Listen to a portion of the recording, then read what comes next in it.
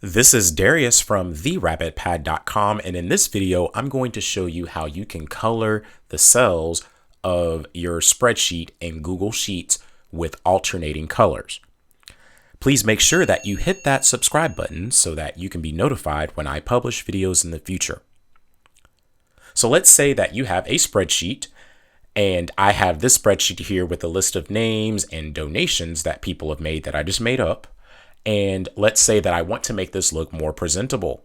You might think that if you want a fancy looking spreadsheet with alternating cells that you'd have to highlight everything, create all of these borders, and then individually color all of the cells to make it alternating.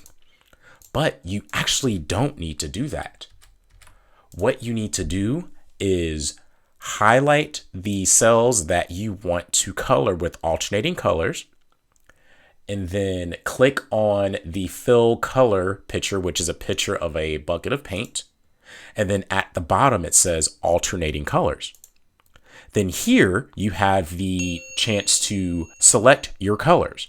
And you can either select colors from this predetermined list of color schemes, or you can create your own color scheme at the bottom. In order to keep things simple, I'm just going to stick with a default style.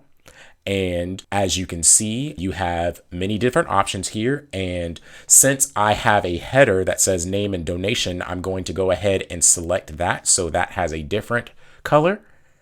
And I'm going to select light blue as my color scheme. And once I click that, my cells are now colored with alternating colors.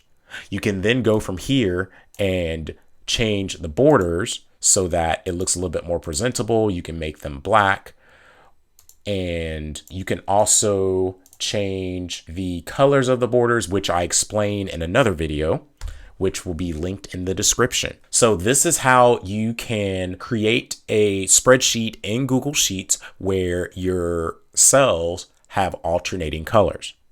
If you found this video helpful, please click that like button and subscribe to this channel so that you can receive updates when I publish more videos in the future. Also, please be sure to visit my website at therabbitpad.com.